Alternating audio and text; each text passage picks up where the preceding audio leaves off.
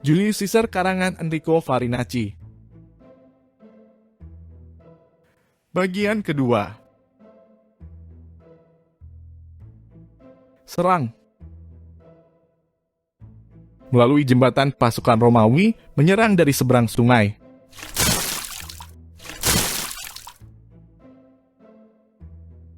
Mereka bertempur mati-matian.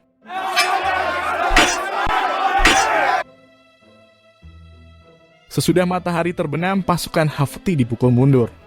Mundur. Berhenti. Aku butuh tawanan, bukan mayat. Beberapa hari kemudian ada pesta kemenangan Caesar. Mengapa dua orang Gali itu murung? Apakah tidak senang karena kita menang? Mereka sedih karena bangsanya tertindas. Siapa penindasnya? Ariovistus, Raja Jerman. Kalau ia tahu kami minta bantuanmu, para sandera pasti dibunuh. Aku akan mengajak damai Ariovistus dengan surat. Terima kasih. Beberapa hari kemudian Ariovistus menerima surat Caesar. Pada sangkanya Caesar itu hebat. Caesar mengira orang Jerman sebodoh orang Helvetii. Caesar tahu akan diserang Ariovistus. Kita mengajak damai sekali lagi.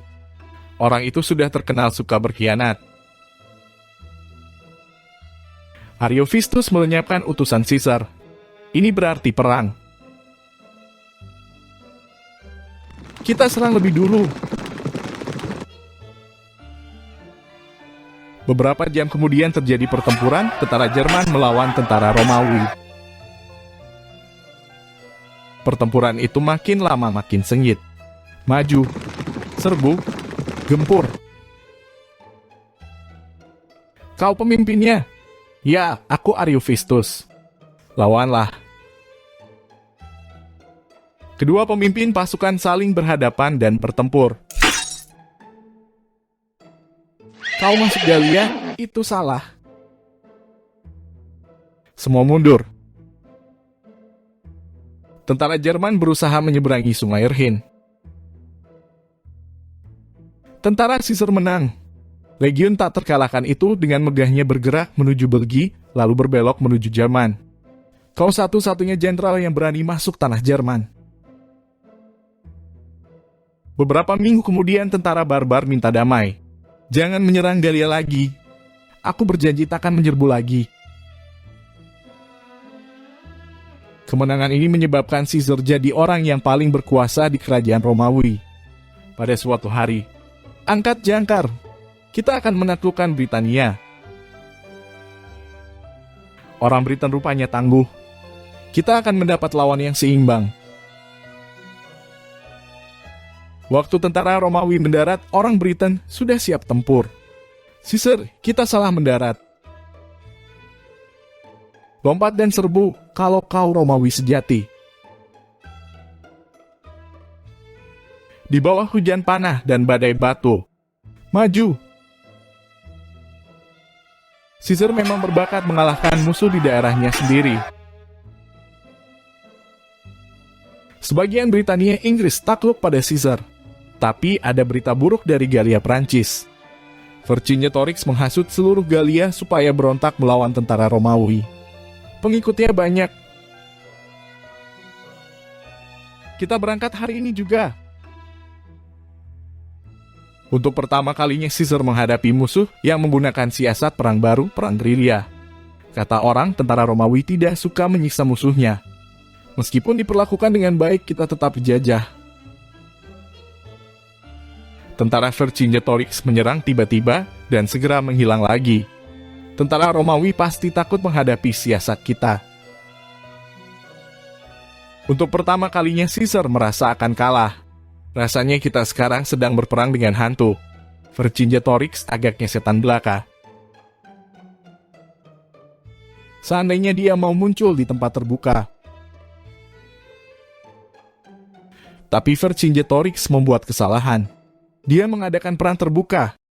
Tentara Romawi telah menderita kerugian besar. Sekarang kita serbu terang-terangan. Kita serang dan kita hancur leburkan. Saat yang dinanti-nantikan Caesar tiba, perang terbuka. Karena pimpinan Caesar dan disiplin tentaranya.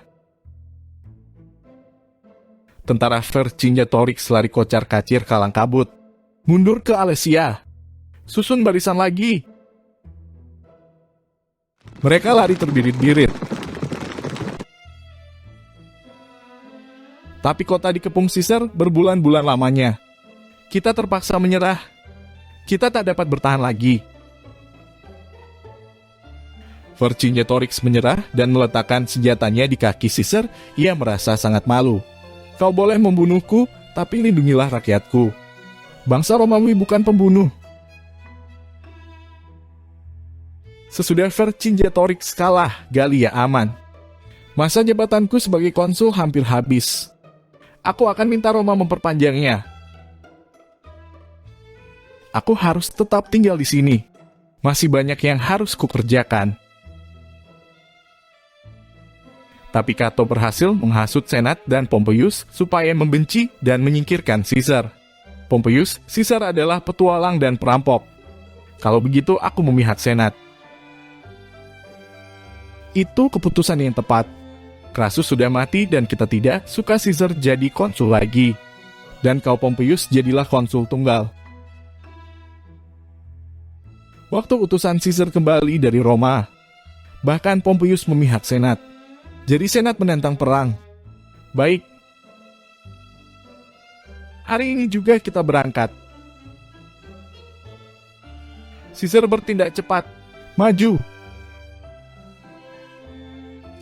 Pompeius pengkhianat. Kita pasti mendapat perlawanan. Betul, sebab pada saat itu, Caesar bergerak menuju Roma. Ia ingin jadi diktator. Ini tidak boleh terjadi. Caesar harus kita lawan. Caesar sama sekali tidak berkeberatan berperang melawan bangsanya sendiri. Siapa berani menghalangi kehendakku, kubinasakan. Pompeius sebenarnya temanku. Tapi apa boleh buat, dia berkhianat. Maka pecahlah perang saudara yang sangat mengerikan. Roma jadi milik kita. Maju terus. Setiba di Roma, Caesar jaya. Senat dan Pompeius melarikan diri. Mereka harus kita kejar. Caesar, pembela rakyat, berhasil melumpuhkan tentara Pompeius, pembela Senat. Ribuan orang yang mati. Pompeius lari dan bertahan lagi di Pharsalus. Ini saat yang menentukan. Di sini terjadilah pembantaian besar-besaran. Kemudian, lari Pompeius lari. Caesar itu Pompeius. Pompeius, kalau kau mau menyerah, kuampuni. Tapi Pompeius lolos. Beberapa minggu kemudian sampai di Mesir. Ia minta perlindungan Ratu Kleopatra. Pompeius, kau minta suaka politik. Memang karena jasamu aku jadi ratu. Kleopatra, jangan lupa, yang berkuasa di Roma sekarang adalah Caesar. Kleopatra, kalau Pompeius kita terima, Caesar pasti marah sekali. Pompeius harus kita singkirkan. Beberapa minggu kemudian Caesar pergi ke Asia Kecil. Sebab Farnese, anak Mithridates, berontak. Caesar pasti kalah. Kereta perang kita hebat sekali. Sebelum bertempur, Caesar, tentara kita pasti berantakan menghadapi kereta perang itu. Tidak. Kita serbu kereta itu dari depan. Kemudian kita bergerak keliling.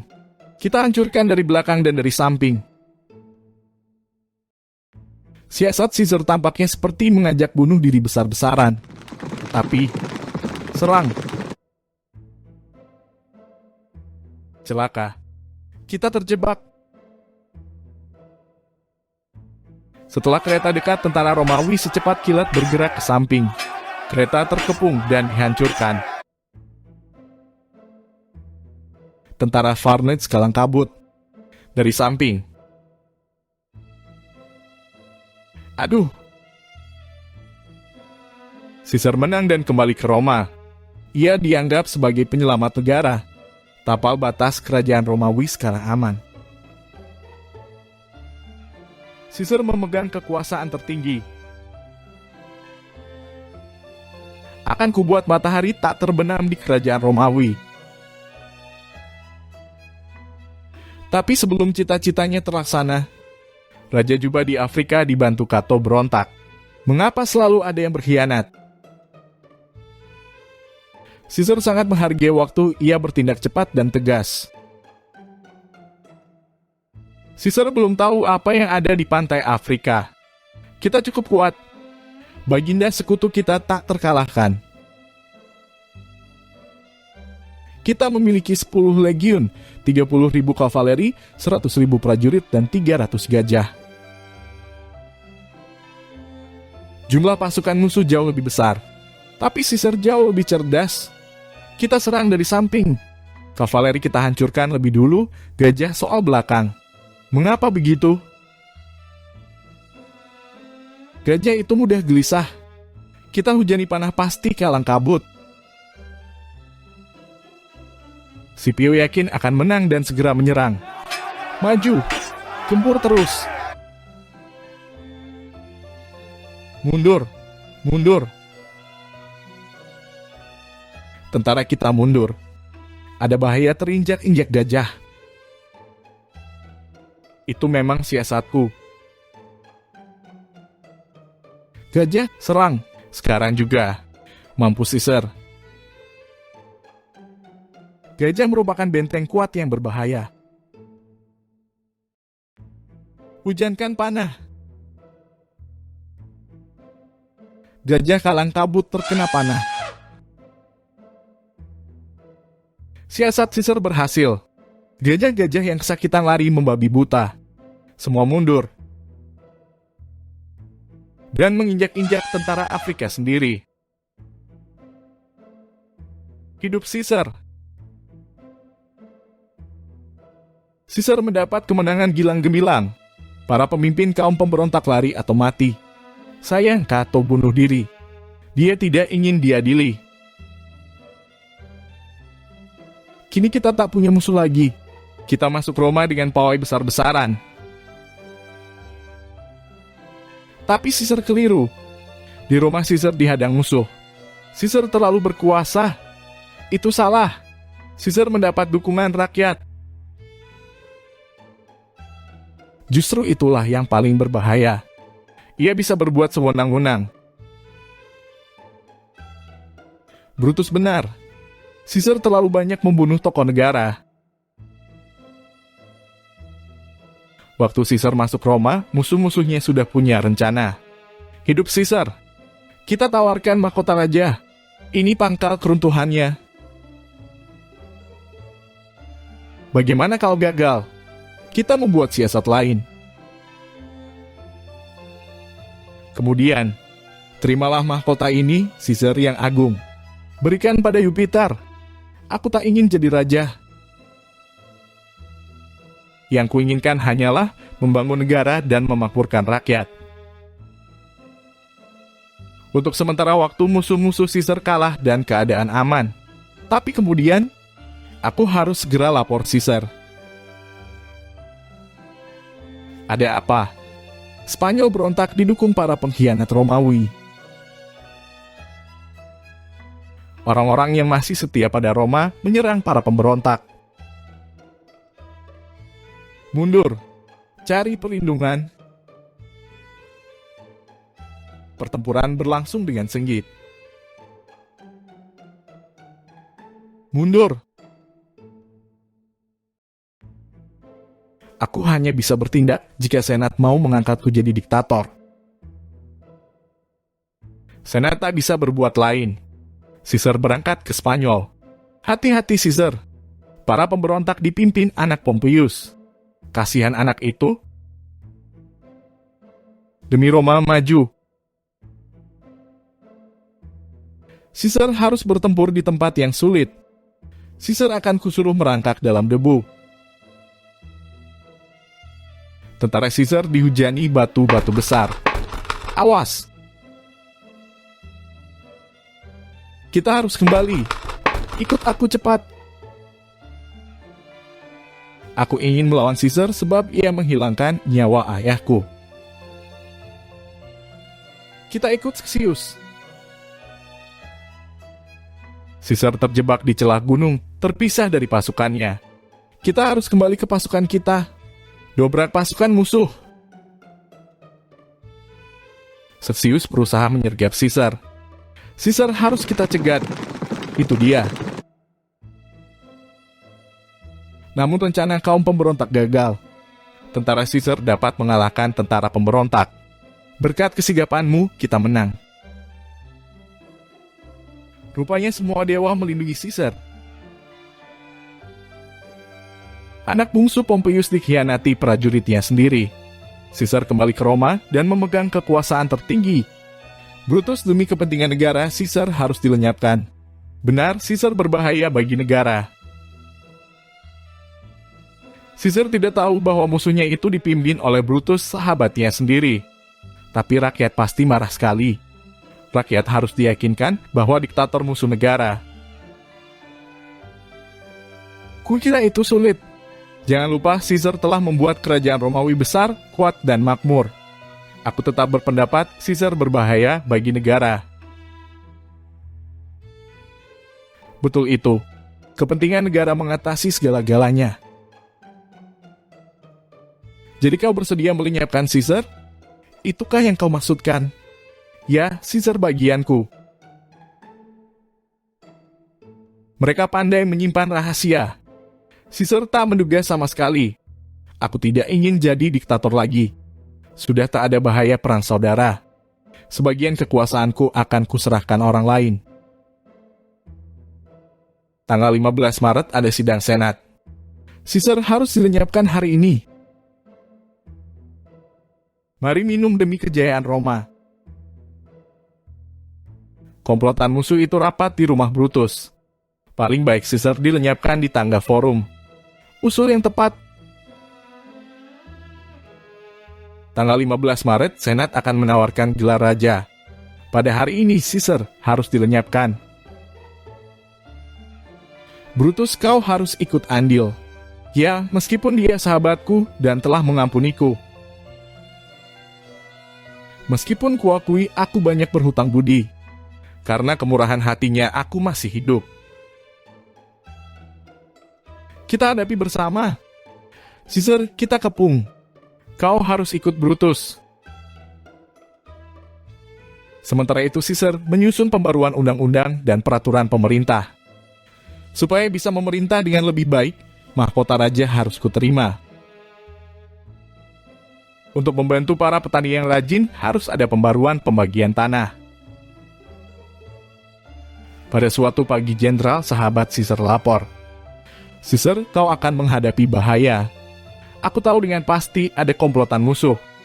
Omong kosong. Aku kesayangan para dewa. Para dewa takkan mengizinkannya. Tapi kalau memang kehendak para dewa, aku harus mati, aku rela. Aku tidak mati konyol, tapi mati demi negara. Tanggal 15 Maret tiba. Caesar ditawari gelar raja. Hidup Caesar! Caesar jaya! Jenderal, aku peramal. Cepat beritahukan Caesar, dia akan menghadapi bahaya. Apa maksudmu? Aku mimpi Caesar dikeroyok musuh. Bah, omong kosong. Tahyul. Sesuai dengan rencana, saat itu ada pemohon berlutut di depan Caesar. Saya minta keadilan, adikku tak bersalah tapi dihukum. Adikmu bersalah karena berkhianat. Sekarang saatnya. Caesar dikeroyok. Hei apa? pengkhianat. Kau juga Brutus. Sebentar kemudian Caesar terbaring tak bernyawa di kaki patung Pompeius lawannya. Rakyat marah. Para pembunuh dihukum mati. Caesar adalah diktator yang baik. Ia berjasa pada dunia. Banyak raja meneladani Caesar, Kaisar Romawi, Kaisar Prancis, Kaisar Jerman, dan Tsar Rusia. Tamat.